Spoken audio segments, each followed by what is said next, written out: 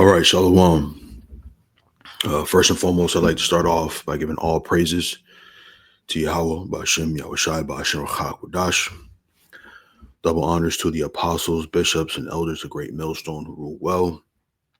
And also honor and salutation to those of you who are the hopeful elect and are out there teaching the word of sincerity and truth. All right, so wanted to get into this topic. Um, I was talking to this young lady at work, and this is something I think about from time to time, but the spirit jumped on me to say it in a way. I was like, I got to write this down. It was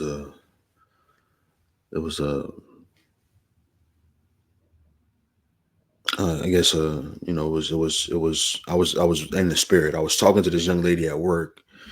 But when I was speaking, it was just flowing well. So I wrote the topic down, and it is,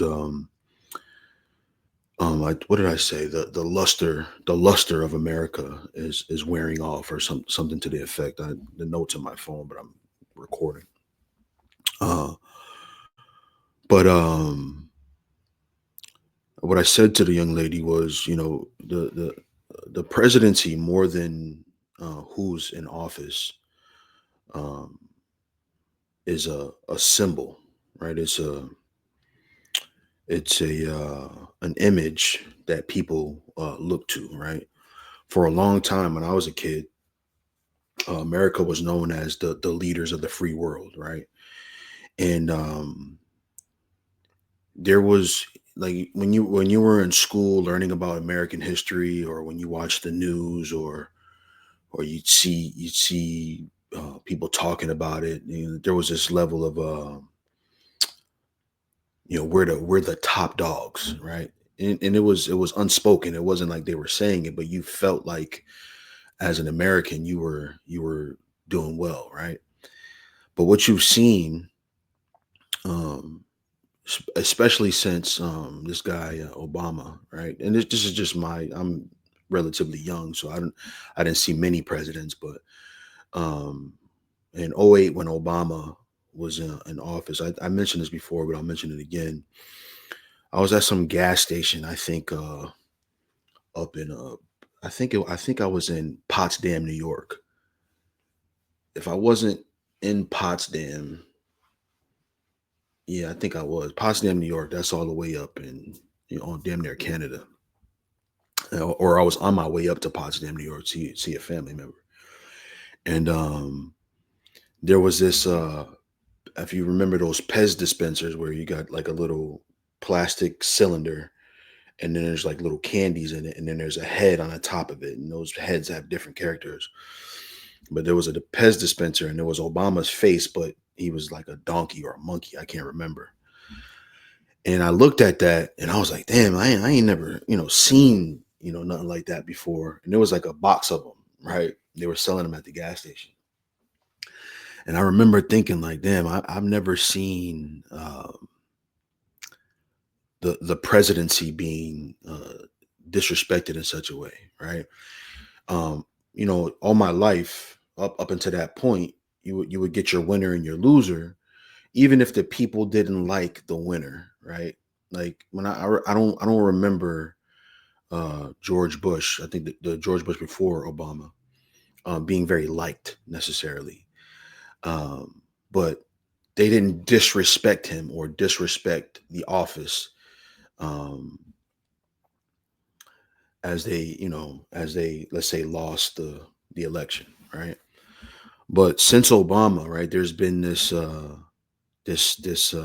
minimalizing of the presidency, of the office, and mainly by Americans, right? Americans, they'll say, "Oh, Trump ain't my president." You got, I got a family member who she can't stand the guy, right?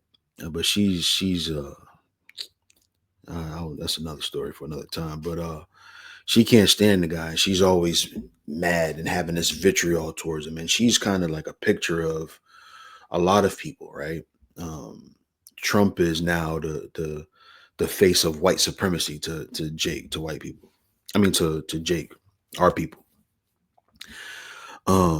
And so they can't stand him, right? They look at him. He ain't my president. I ain't following him. But it's what people don't understand is,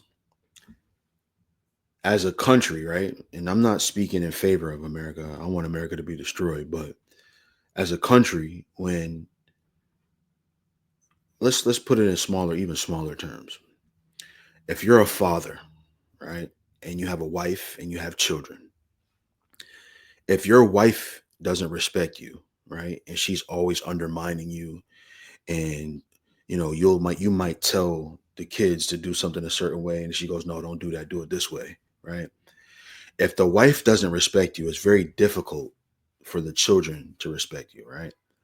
And I say the same thing about America. It's like, how can America expect the rest of the world to respect them when your people, your citizens in your own country don't respect you?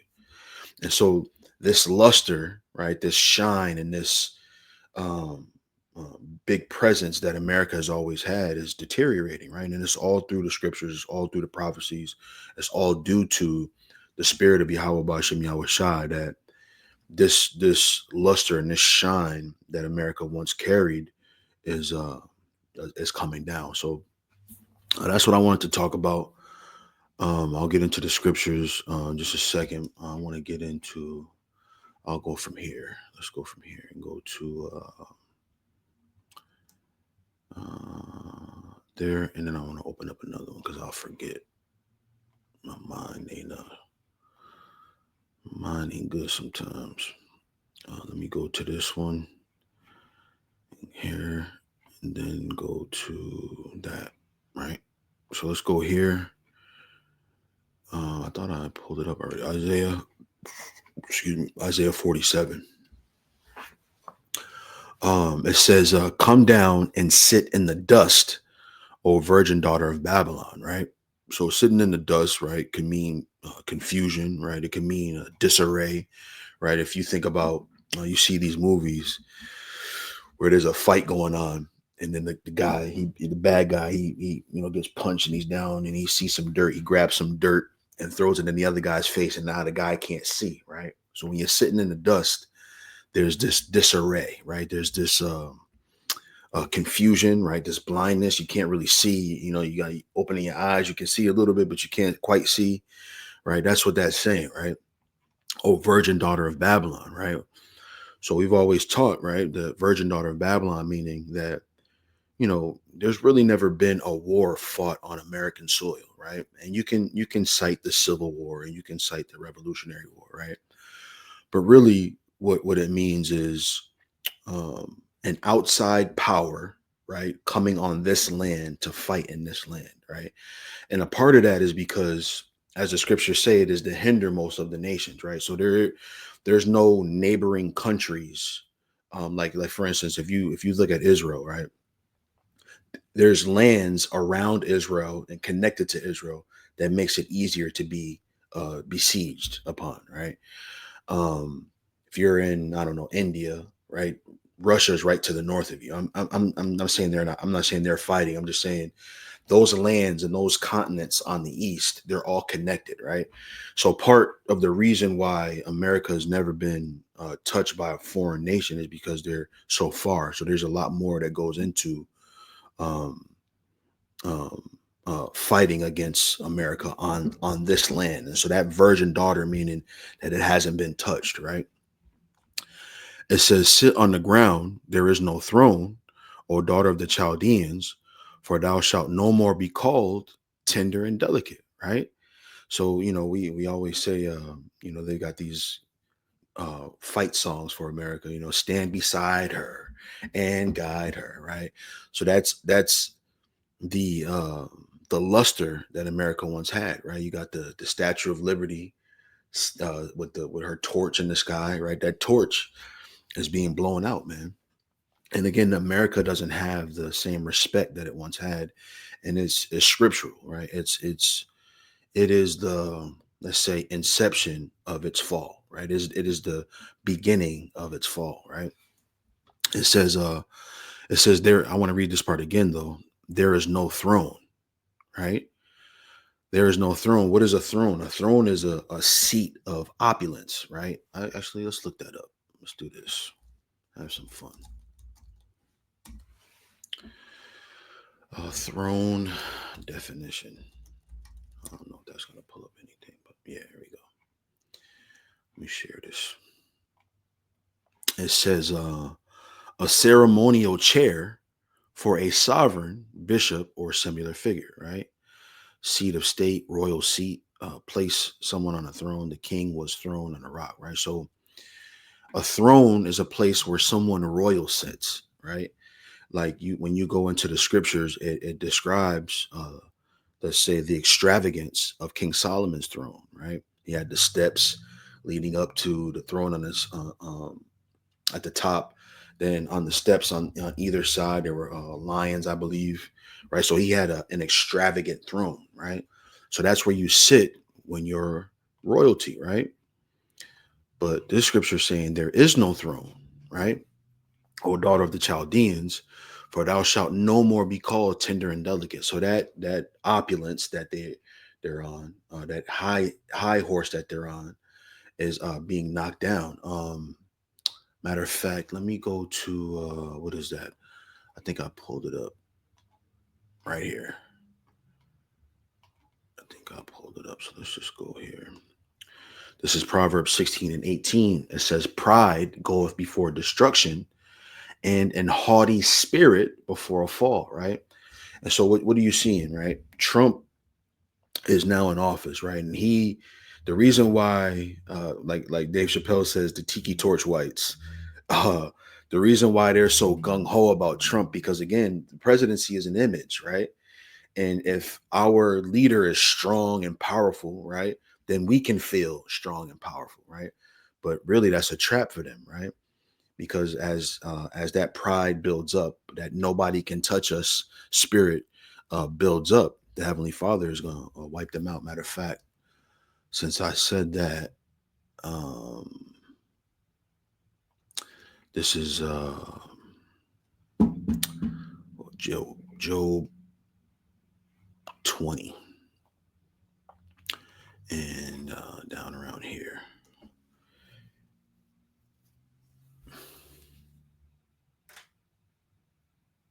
Mm-hmm.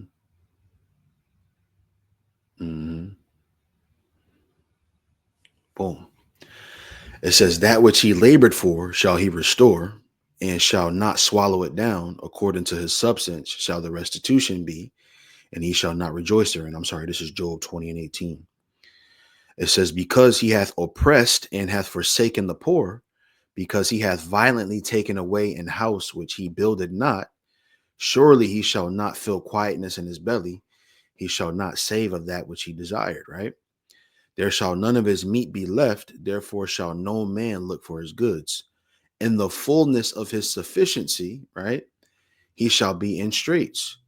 Every hand of the wicked shall come upon him, right? And the scriptures talk about that heavily. It speaks about that in Obadiah, it speaks about it in Jeremiah 50:51, where it talks about the heathen coming against Babylon, right? So even though they were together at one point, right? When you read Psalms 83, it touches on that just a little bit, how they were confederate with one another, right?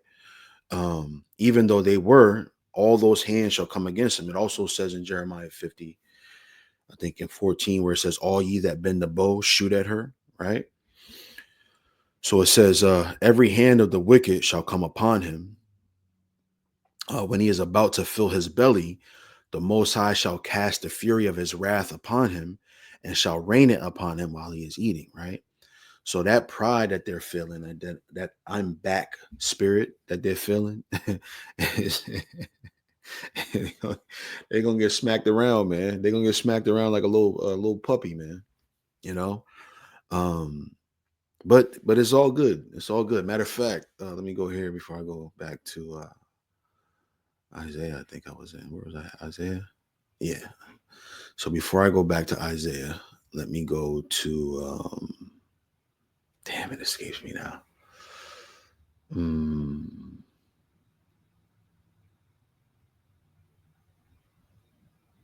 Oh, there it is.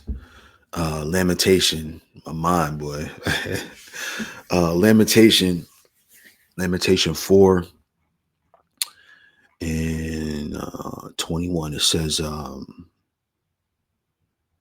rejoice and be glad, O daughter of Edom, that dwellest in the land of Uz. The cup also shall pass through unto thee. Right. So you gonna get some of this too. Right. What does that say in what is that, Jeremiah? Let's open up another one of these. Jeremiah, I think it's 49, where it says, they who's not to drink the cup have assuredly drunken, or something like that. Jeremiah 49 and 12. Let's share this one real quick. Jeremiah 49 and 12. It says, for thus saith the Lord, behold, they whose judgment was not to drink of the cup have assuredly drunken. And art thou he that shall altogether go unpunished? Thou shalt not go unpunished, but thou shalt surely drink of it, right? So they're going to drink of this cup too, right? It says, rejoice and be glad, O daughter of Edom, that dwellest in the land of Uz. The cup also shall pass through unto thee. What is that cup? The cup of judgment. What is that? Make them drink the dregs thereof. I think that is in Jeremiah in the next verse. No. Let's see. Dregs.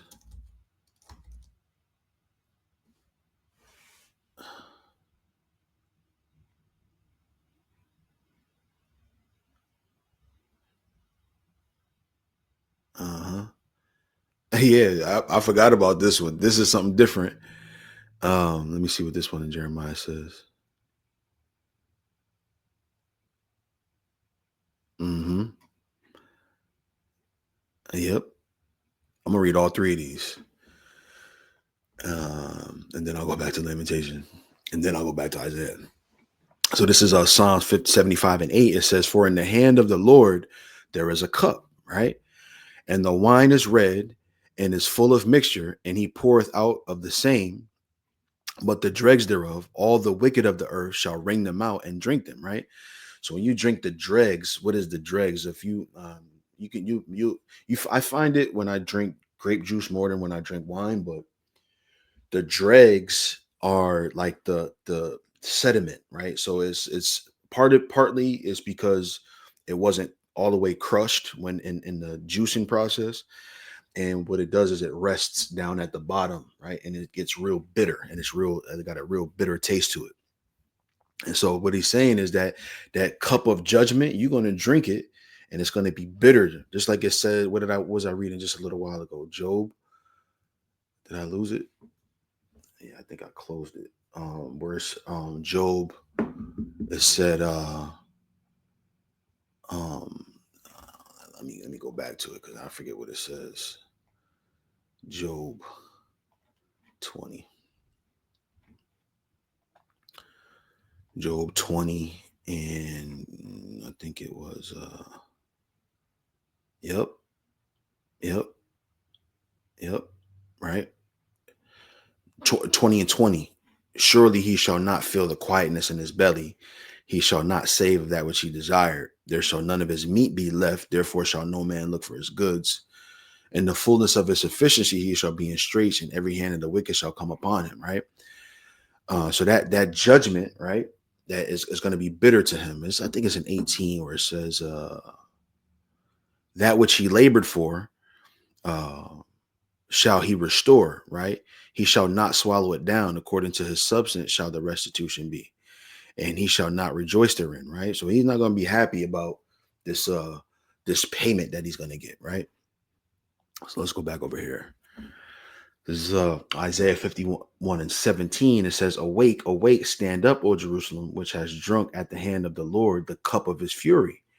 Thou hast drunken the dregs of the cup of trembling and wrung them out, right? So we had to drink the cup, right? Like it said in Jeremiah 49, right? So they're going to have to drink the cup too, right? It says, thus saith the Lord. I'm sorry, thus saith thy Lord, the um the Lord and thy power that pleadeth the cause of his people. Behold, I have taken out of thine hand the cup of trembling, even the dregs of the cup of my fury. Thou shalt no more drink it again, right? So it's going to be taken from us, right? And who's it going to be given to, right? So going back to Lamentations, it says, rejoice and be glad, O daughter of Edom, that dwellest in the land of Uz. The cup also shall pass through unto thee. Thou shalt be drunken and shalt make thyself naked, right? And so what is that? What is that naked? Right? We'll talk about that in just a second. I forgot about the scripture. The punishment of thy iniquity is accomplished, right? Just like it said in Isaiah 51 and 22. O daughter of Zion, he will no more carry thee away into captivity.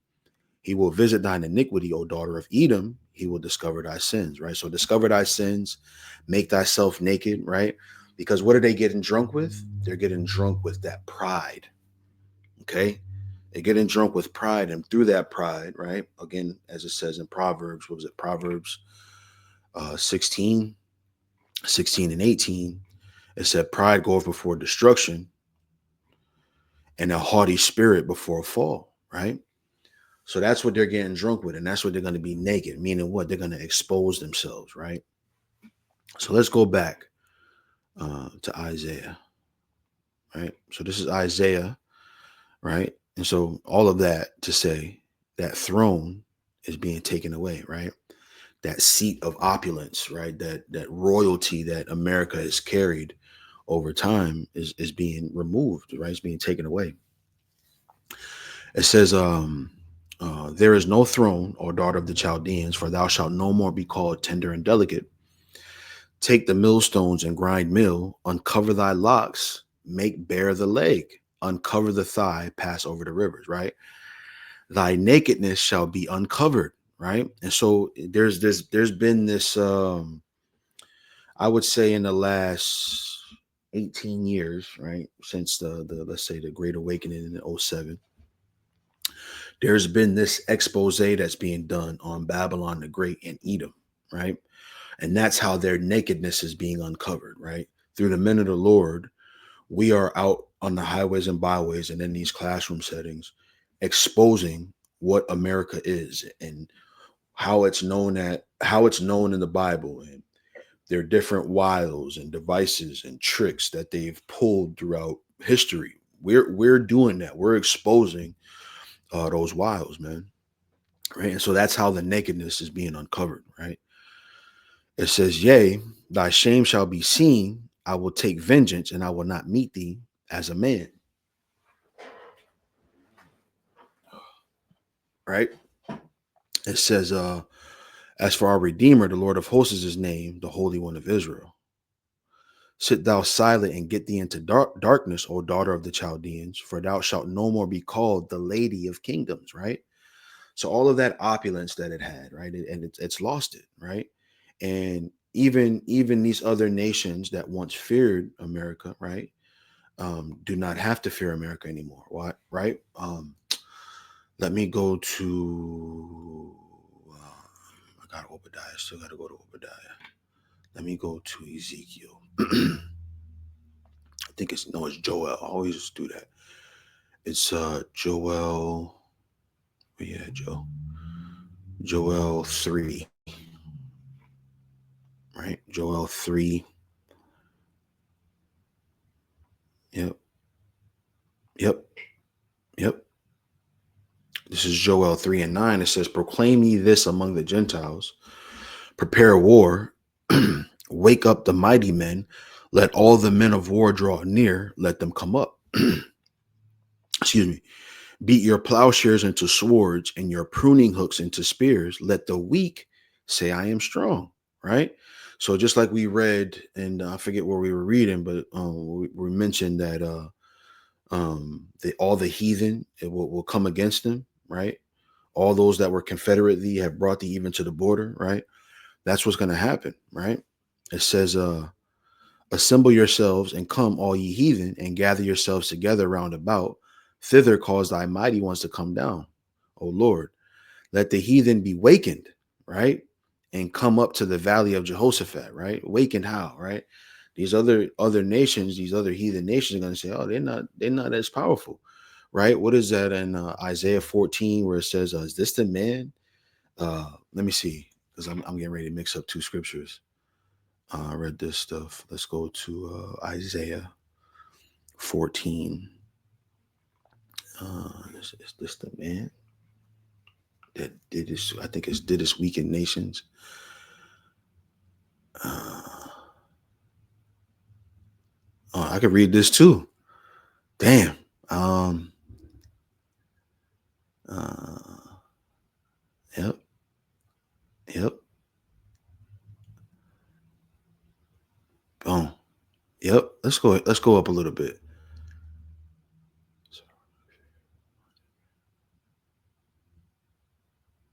Yep. Let's read this. This is Isaiah 14 and 3. It says, and it shall come to pass in the day that the Lord shall give thee rest from thy sorrow and from thy fear and from thy hard bondage wherein thou was made to serve, right? So again, that cup being removed from us and now being put on them, right? It says that thou shalt take up this proverb against the king of Babylon and say, how hath the oppressor ceased? The golden city ceased, right? That golden city. I couldn't think of the terminology, but I kept saying the opulence is being brought low, or that luster is being brought low. But this is the golden city, man. Babylon is the golden city, right? Babylon the Great, right? Or the daughter of Babylon, right? It says, the Lord have broken the staff of the wicked, right? Let's look up this word staff real quick. I think it's to say like, your staff is your, oh yeah, like, yeah, let's see. Staff, branch, tribe, staff, rod, shaft, branch, vine, tribe. Company led by chief with a staff, right? That's what I mean. Like, so like how Moses led us with the staff, right? That was where his power was. He pointed that staff and that's where we went, just like a sheep herder, right? So his staff, um, the Lord hath broken the staff of the wicked, right? And the scepter of the rulers, right? Again, that opulence is being brought down. That arrogancy that America has is being brought down, right? It says, it says, he who smote the people in wrath with a continual stroke, he that ruled the nations in anger is persecuted and none hindereth, right? Ain't nobody's gonna stop it. Everybody's gonna be on board when that great horror is being brought down, man. You know, it says the whole earth is at rest and is quiet. They break forth into singing, right? It's going to be a great day when Esau is brought down finally, right? Yea, the fir trees rejoice at thee, and the cedars of Lebanon, saying, since thou art laid down, no feller is come up against us. Hell from beneath is moved for thee to meet thee at thy coming. It stirreth up the dead for thee.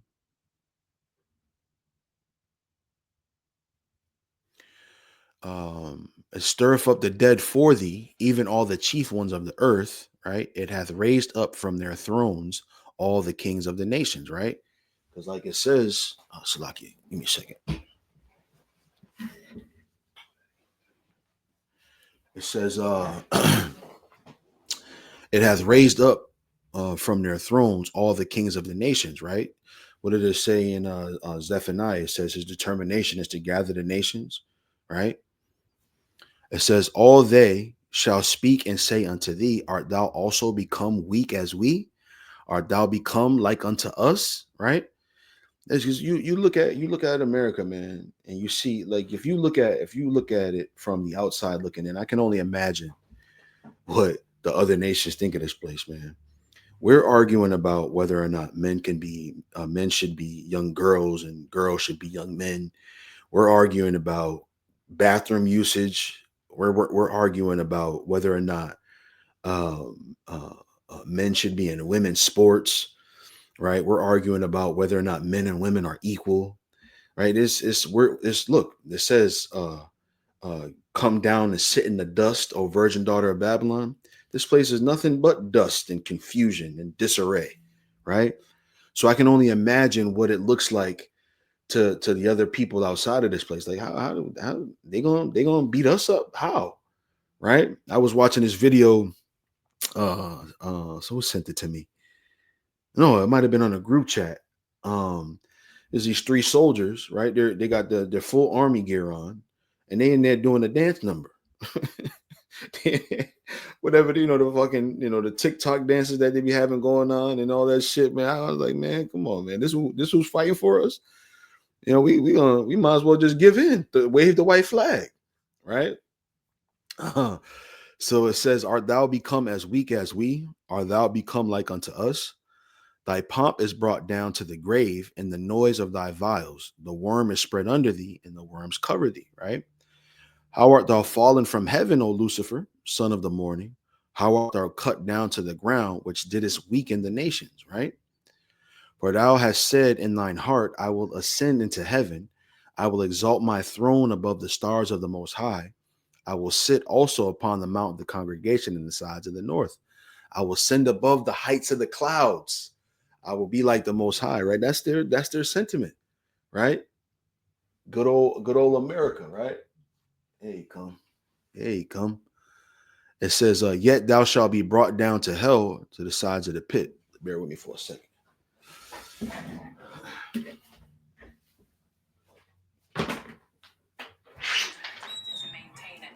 Sectional balance between North and South as new U.S. states and territories were added to the expanding United States. The Dred Scott decision was immediately repudiated by most of the Northern United States. I've probably been going for a little while anyway. Huh? So I've probably been going for a little while, about 30 minutes. All right, so I'll do a part 2 to this. All right. So with that, we say shalom.